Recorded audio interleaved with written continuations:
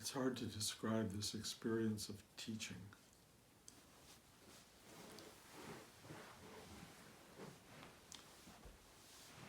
Mostly it's listening and following these directives. And the directives have an exquisite wisdom. And they are using me to serve you.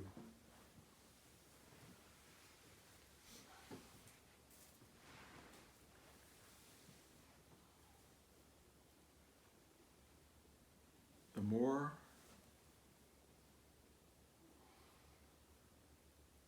I evaporate, the more space for that service to occur. And so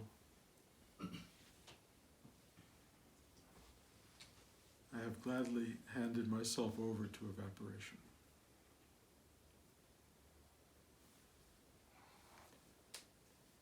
The exquisite nature of connecting to each of you is indescribable. Part of what's indescribable is how much you are loved by something way beyond my capacity to understand. How you are all as deserving of this love, attention, focus, care, compassion is so remarkable to me, and it has nothing to do with your specialness, because you're no different than anybody else on the planet. So either we're all exceedingly special, or we're all just meant to be loved for who we are. And I cannot appropriately express how deeply you are loved. The hardest part of this work is getting past the part of you that is not open to that love, that has somehow created a fortress, mental, emotional, physical, a feeling of unworthiness, perhaps, or simply that it's an arena you know nothing about. If you have not been loved in your life, you will not know what I'm talking about. And there are people who have not been loved in their life, or who have not been loved in the traditional word, unconditionally. Unconditional love means exactly that. That you're just loved for you. And somehow or another, people like me and Rudy and other teachers have been appropriated and placed into the world, worked on dramatically over the course of their lives, to become available channels, if you will, of love, to overcome the love that you have not been given, that you resist, that you are unfamiliar with, that you are afraid of.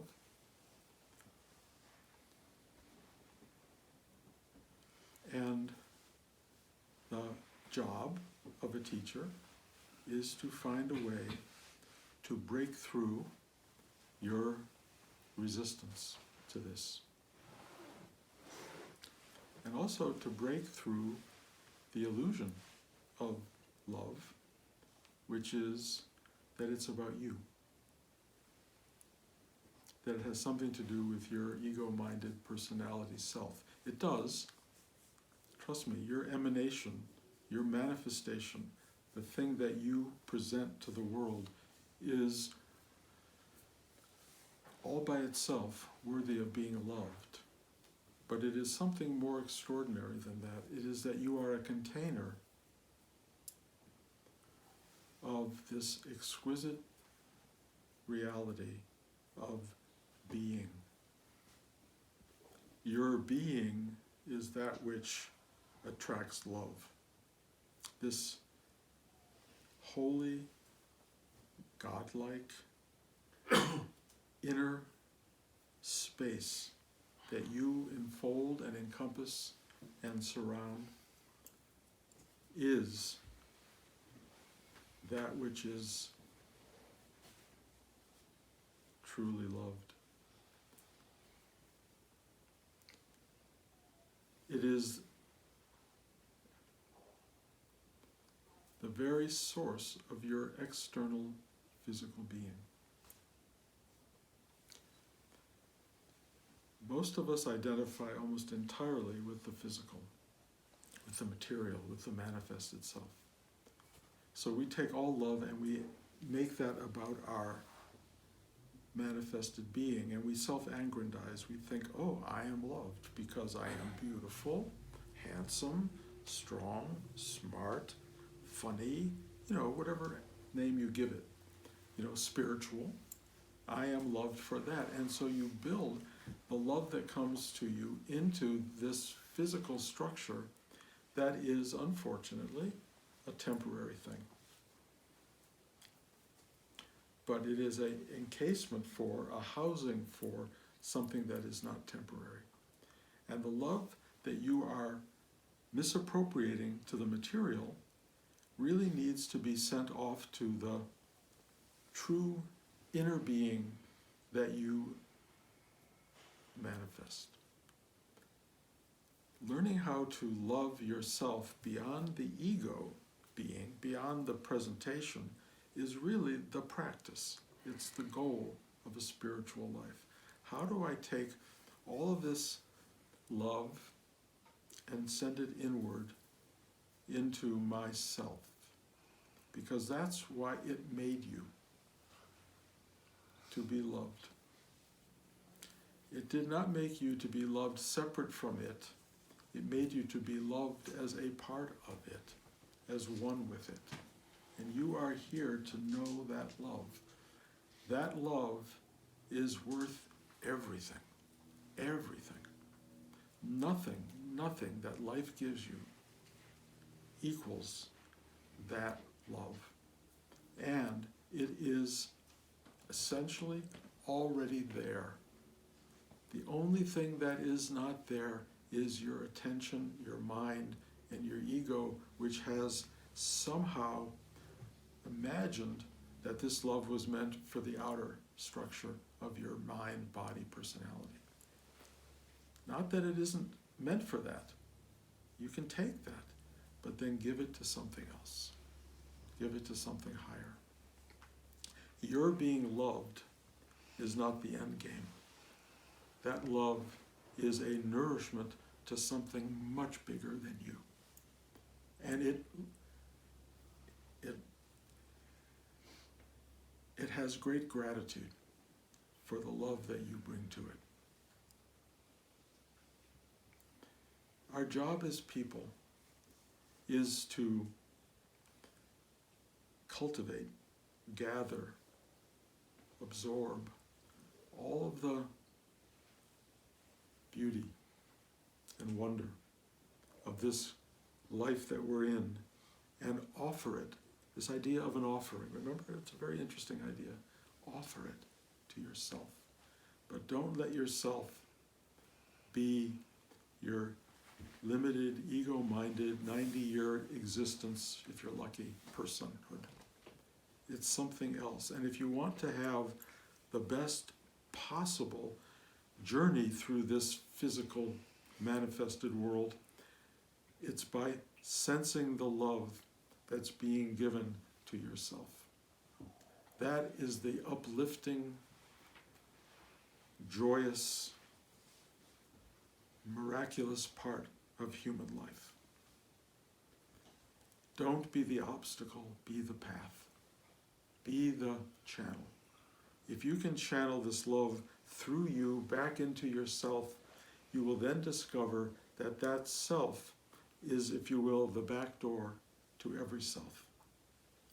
And that we are all completely connected in this spacious vastness of being. So by loving yourself, you will then start to love every part of yourself.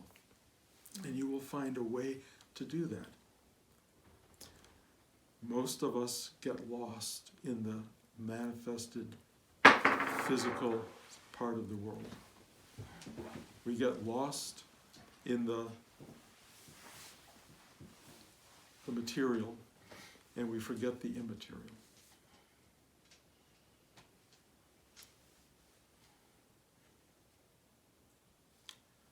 This practice that one does is to find one's way back to the center, to the core.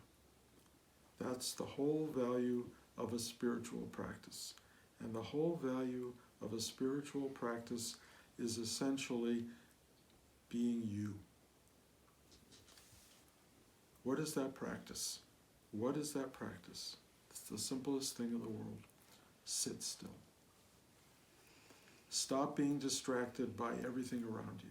Stop thinking everything around you is about you, or is in denial of you, or isn't, or should have been about you, or whatever that thing is, that miasma of mind that we all get caught in. That thing is a problem.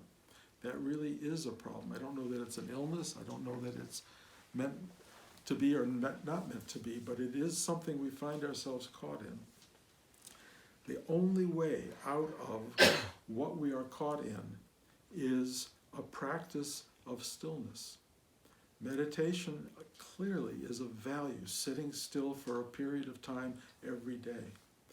Go for a walk. Do something that is not distracted by your iPhone, your work life, your streaming television series. Get out of that long enough to go deep. When you sit still, when you go for a walk, when you get in touch with yourself, it's a silent, still thing. It is not always magnified by the outer rewards of a Hershey bar or ice cream or whatever that worldly thing gives you, but in the end, it is sweeter than that. In the end, it is more beautiful than that. In the end, it is the source of that sweetness. Sitting still in a regular way builds, as Rudy would call it, a spiritual muscle. Spiritual muscle helps you overcome this extraordinarily difficult thing of identifying with the material world. It's really hard to break out of that. It's very hard to break out of the cognitive world that we have basically created together and singularly, telling us what is going on, what this is, what it's all about, where it goes, what we're supposed to get out of it. And so what you end up seeing is a world in which reward and punishment are ongoingly present in the superficial, narrow band of material existence. But that's where most people live. And it's where you live most of the time. And you suffer in that space for a million reasons. One of them, it's so disconnected from the self, from real love. It's so distracted. It's so full of getting or not getting what you want. It's such an awfully complicated and difficult realm, and we all live in it. And the thing that basically builds that world that we live in and are pained by is our reaction to stimulus. As we react to anything, we begin to form a belief system, an idea of the world.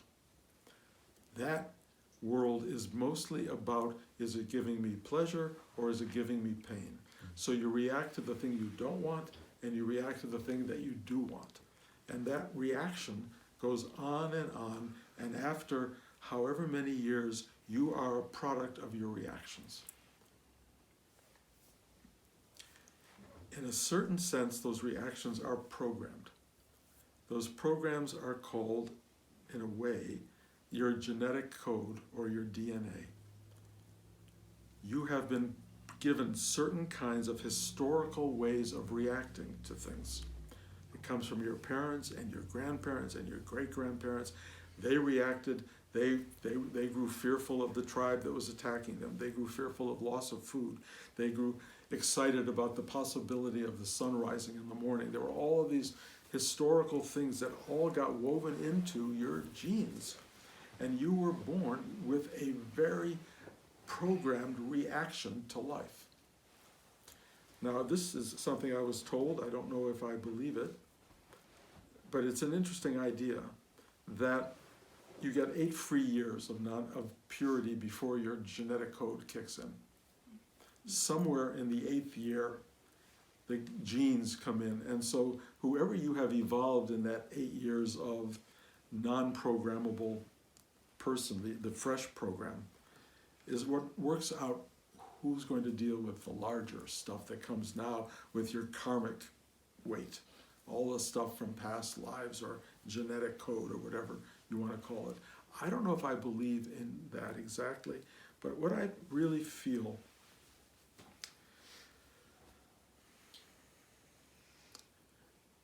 there is a powerful guidance system or directive right here.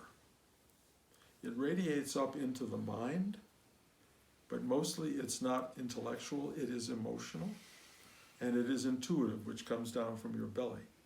It is a knowing, and its knowing is there to help guide you through and beyond the program reactivity of your mind. If you can find your way to this centerpiece that is pure beyond belief and wise beyond your years, you will find it moves you through the world. And you will know what to do. Now the problem is your mind may react to that. And the mind may be, in many cases, is stronger than this intuitive knowing. And often the mind co-opts it and gives you a life you do not particularly want. Or maybe it gives you the life you did want, but it was not driven by the awareness and the beauty and the grace of this deeper self. So you get the life you want, basically. And either that life is designed by you and your mind every day, or it is a life that is informed by and ultimately driven by and in a sense liberated by this inner awareness.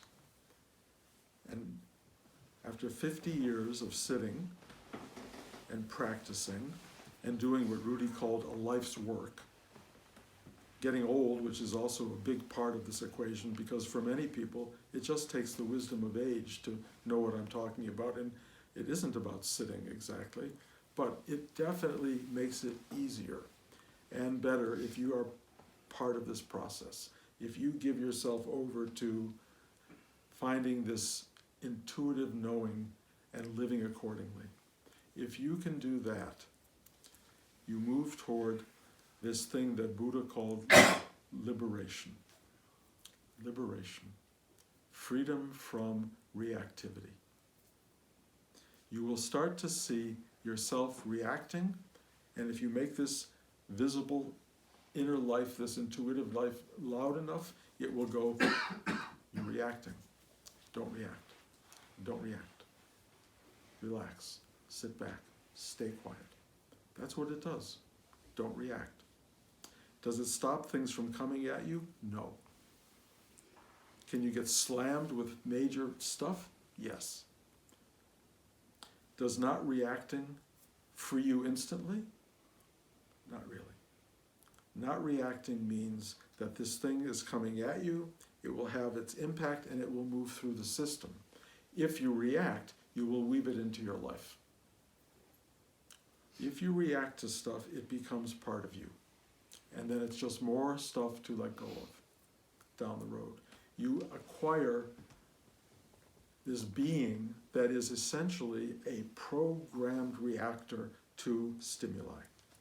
And you are a complete victim of that stimuli unless you take on the job and the responsibility and the conscious effort of letting it go.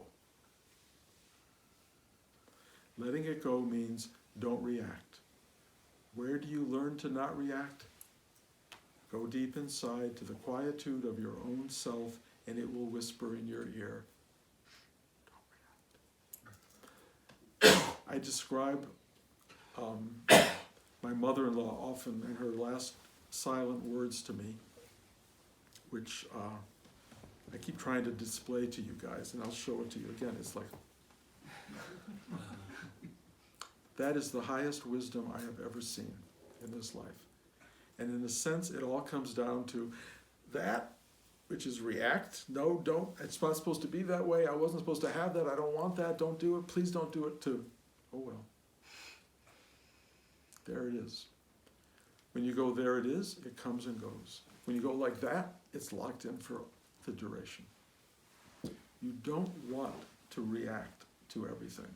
And the thing I am discovering in my own journey here, which I think worth sharing with you, is that practicing not reacting, learning how to be silent, learning how to follow this deeper clarity of directive, it is now operating on its own, and I don't have to not react as much as it does what it's doing. Non-reaction is its own truth, or it reacts in its own way. I completely blew up the other day, like really angry, like an anger I've never felt before. And it was so almost exquisite because it was so real and so honest. It was a reaction, but it wasn't me reacting. It was itself reacting. And it played through and it completely gone. And I understood it's not us. It's not us. This stuff happens. If you own it, you will build it into a structure. If you don't own it, it will go away.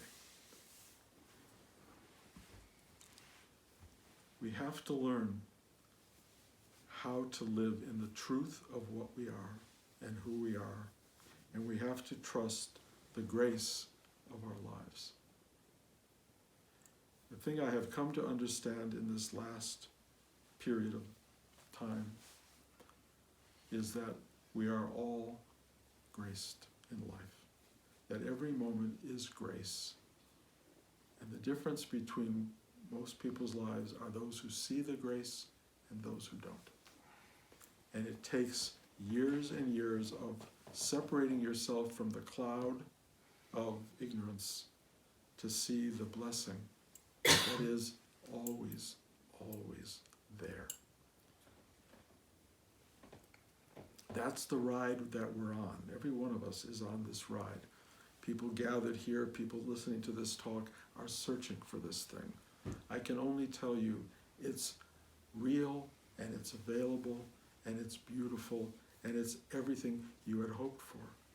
The only thing that is problematic is that it's not there for you to own. The minute you own it, the thing that is owning it has to be washed away. It is not about you, it is about yourself.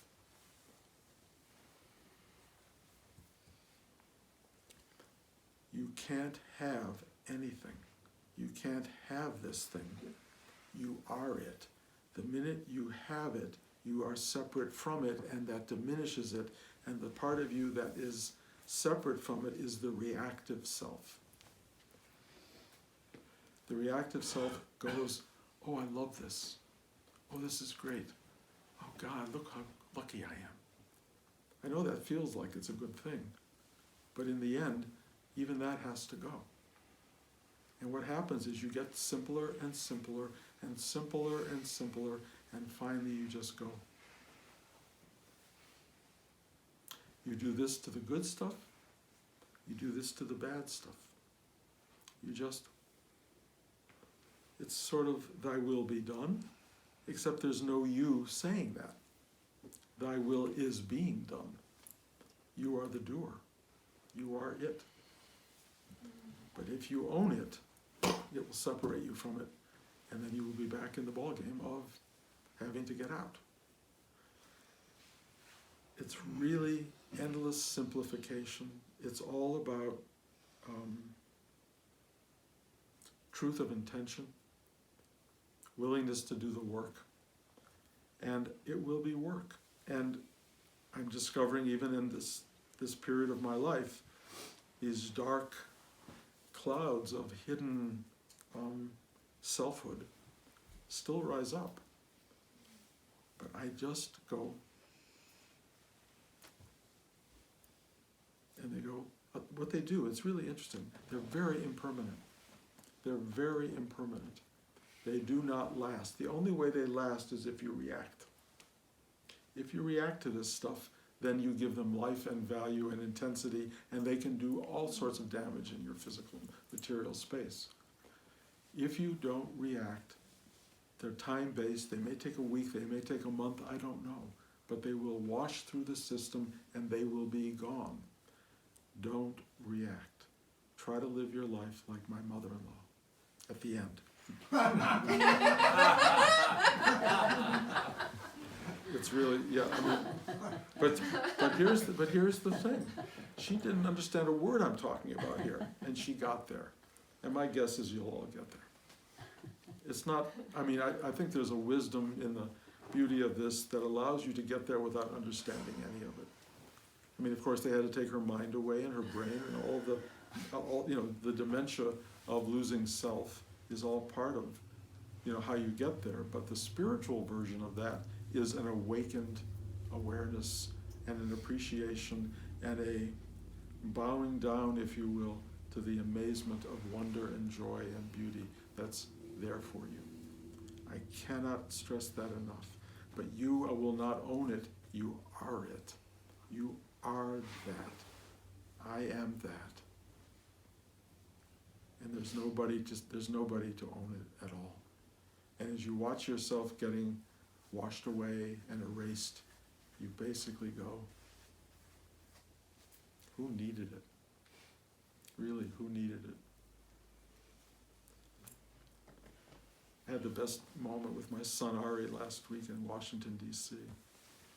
I've always laid a guilt trip on him, saying, you don't have to come, you don't have to do anything, you don't have to be part of the family except Christmas. You have to come for Christmas. Once a year we have to be a family. And this year he said, I don't want to come for Christmas. And I said, fine.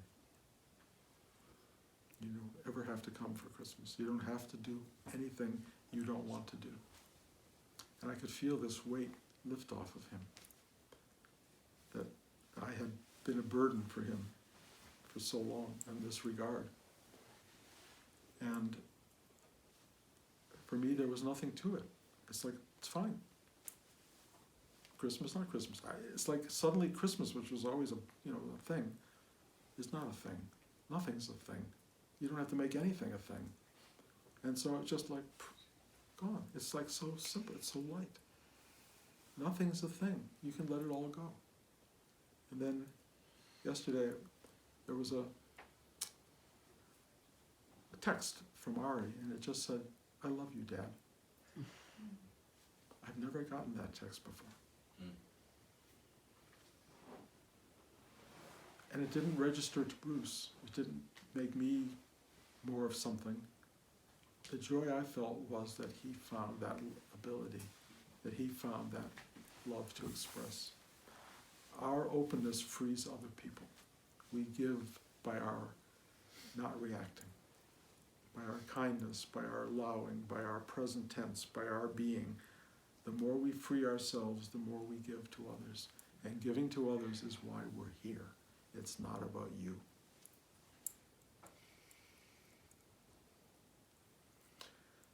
So thank you for allowing that to take place today. Thank you guys for making the effort. I know you guys drive for hours to get here. I find that so moving and powerful. And, you know, I know you kind of maybe think you're doing it for yourself, but I know deep down you know what you're doing here is for the world around you. It really is. You are a gift to the world. And your coming here just makes that gift deeper and more viable.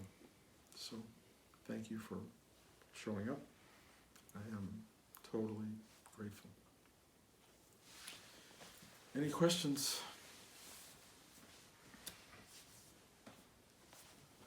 Maybe dementia and Alzheimer's actually, or way of getting there. No, I do. I think a lot of what's happening to me and Blanche could be perceived as early Alzheimer's, but it can also be perceived as spiritual awakening. And I really don't know that. I don't know if there's a difference. I mean, I think there could be. I mean, it's kind of, in a way it's funny, but in a way it's very real. Our society's terror of Alzheimer's. Yeah, but it's a way of liberating yourself. You forget the story that you come from. And I'm feeling that very much myself.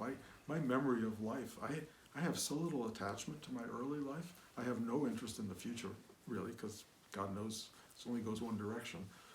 Present tense becomes the totality and the only value. And the only value in that is, is there a glass of water?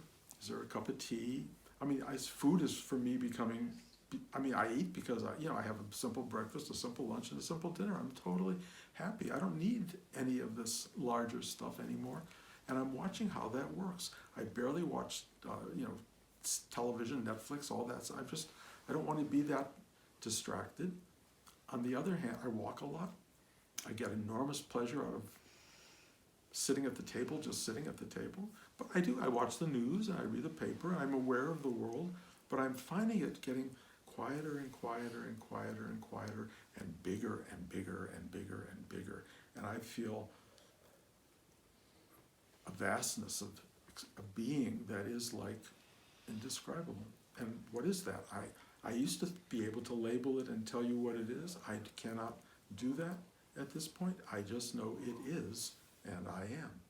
And that's all I can say. If this is the ride to enlightenment, or if it is already there, or whatever, so be it. Labels are not going to do it for me anymore. Nothing is cognitively graspable. It just is, and it is beyond anything I can say about it. So we can call it Alzheimer's. It's a quick way to look at it, but I think it's beyond. Our tapes are being erased. Yes, they're being erased. Yes, they're being erased, and that's not a bad thing. We don't need them. We are not defined by them. We are a pure form that had a history that has created this, but is no longer a reference point. I'd say this a lot, so that your career and your life is a resume in a file cabinet somewhere.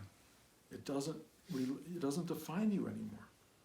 If someone says, "What do you do?" I say, "I'm a grandpa." And even that's fading away because my grandchildren are less interested in my being a grandpa, But I am, in a way. That's what moved me to this part of the country, to be available to that. And I do love every moment of it I get to play with. But mostly what I discovered in Paris with Blanche, I think I told this story a couple of weeks ago, where we fell on the street and in the rainstorm and cars were coming and this Good Samaritan came to help pick us up. But I knew at that moment what was important, what has always been important in my life, which is I share this with my wife, and I love her, and I care about her, and she cares about me, and we're in this together until we're not. That's the focal point. I'll share one other thing. Rudy talked a lot about the mandala of your life, and that you have to work the mandala of your life to be at peace with and open to and loving the core of that mandala. Most people, he said, are good at the edges. They're very nice with all the stuff at the periphery. The stuff at the core, that's the real work of life. Your mother, your father, your husband, your wife, your children, your whatever. That's the stuff you got to get right. And everybody works everywhere else because that's the hardest stuff. But you got to get that right. And if you get that right, which is from the nature of this work, you end up with that moment I had with Blanche, standing up in the rainstorm in the middle of a Parisian street. My head was slammed against the ground. Blanche's bottom hurt, and we stumbled to the sidewalk. And I held her, and she held me, and I realized, wow, 50 years, this is what we've got, each other. And I really knew it. And it comes down to these very simple, tiny realities that are massive. And I wake up now with my wife next to me, and I go, wow, that's what we learn. It's simple. It's simplification. Watching Rudy with his mother was Yeah, that was a great one. Rudy having to deal with his mother was a great teaching, because no one in the world could deal with his mother, and yet he managed to pull it off. And he did this thing which I admire so much. The most difficult person in the world for him, he had working in the store next to him. She sat there every day with him. He had to work with this woman every single part of the day. And it was work, work, work, work. And it broke him down, and it broke him down. And he went going like this all day long. And it was brilliant. It was truly brilliant. And it changed her. She became a different person. So. I was sitting with somebody last night who had just had their wife pass away unexpectedly 8 months before. It was probably around my age. And I guess it was kind of like a prelude to thinking about how all of us have a type of senility or Alzheimer's, in the sense that we're blind to all these aspects of our lives that we don't really necessarily appreciate in the moment. And then something like that will, he was like woken up to like how precious life was, and how everything was a gift just by that kind of traumatic loss. And I know that Rudy talked about gratitude being an important almost thing to cultivate after class to digest the energy, and almost a technique in and of itself. And it's hard to force gratitude, but it is something that you can contemplate and kind of cultivate. And I'm just was wondering if you could expand on that a little bit. Well, the thing I know about gratitude is that it begins to arise by itself. Mm-hmm. And there are things called initiatory moments, including the death of a spouse, and all those kinds of really painful human experiences. If you have an initiatory moment, it's a door it's a crack. Leonard Cohen said, and I think it comes from Rumi, but the broken heart lets the light through. Those moments create something, and you realize either in the moment of what you lost, and then you can be either grateful for what you had or angry that you lost it. You get a choice in these moments, but an initiatory moment opens you to the possibility of gratitude.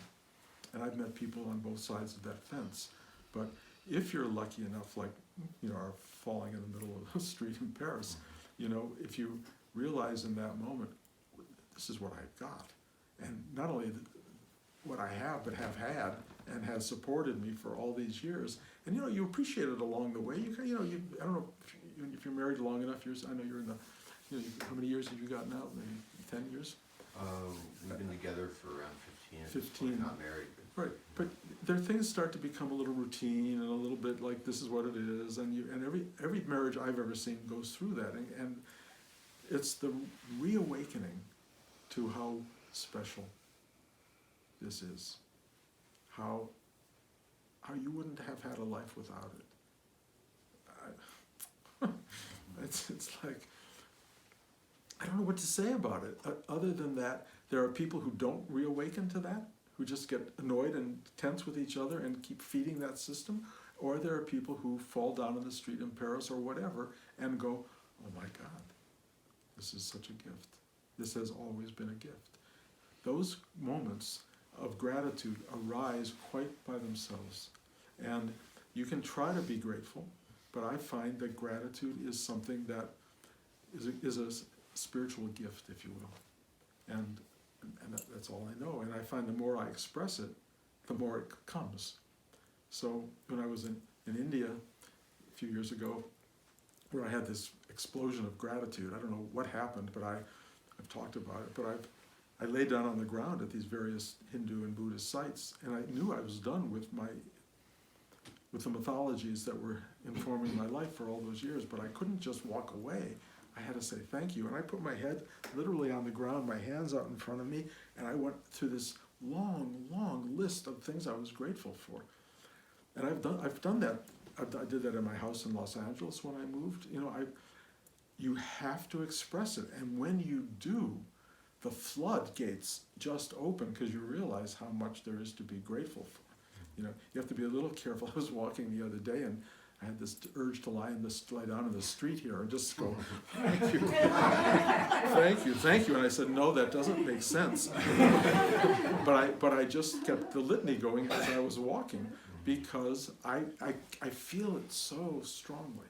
And it's so, you guys don't know how much you fit into that package.